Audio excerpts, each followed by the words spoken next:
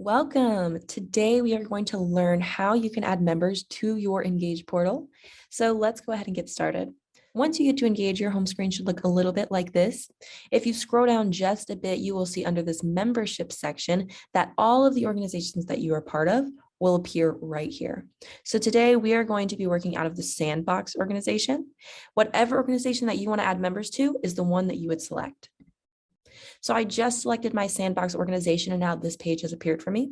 I can see this big Manage Organization button right here in the right-hand corner. So I'm going to select that. Once I select that Manage Organization button, this page pops up. It does look like a blank screen, but if you look over to the left-hand side of your screen and click these three lines, you'll see a bit more options actually appear. So scrolling down to the My Organization section, you'll see the Sandbox organization that we're working out of. I'm going to click this gear icon to the right of it. Once I click that gear icon, I have a few tools that appear for me. So right now we are going to be working out of the roster tool. So that's the one that I'm going to select.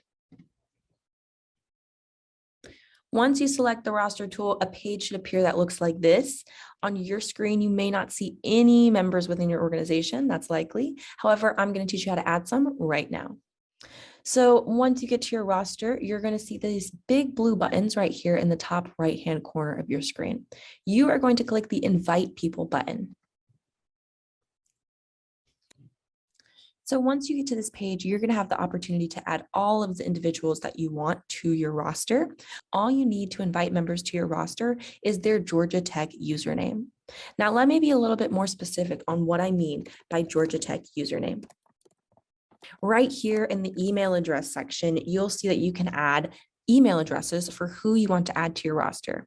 So what is a Georgia Tech username? A Georgia Tech username is not an alias email address, okay? So for example, right here, I have foster@godtech.edu highlighted.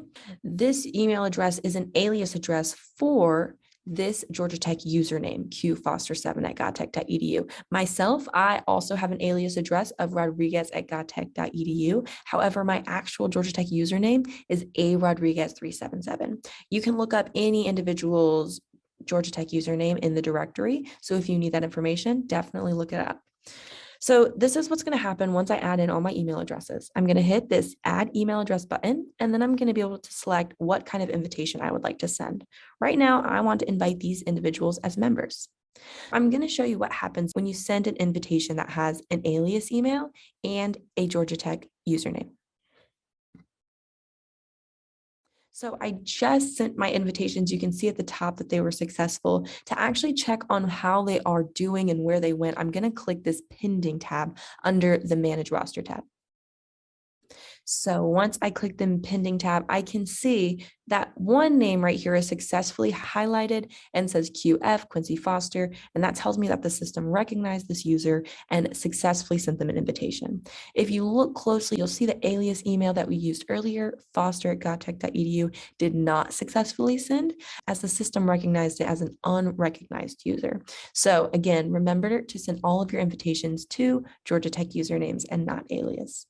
You can also use this section to resend any invitations that you think people might have missed and check on the status of if anybody has accepted their invitation. Once your members do accept their invitation, they are going to appear in this Current tab under your Manage Roster, and all of your members will be in this section where you can then update their position information if you like. That's all for this video. Let us know if you have any questions.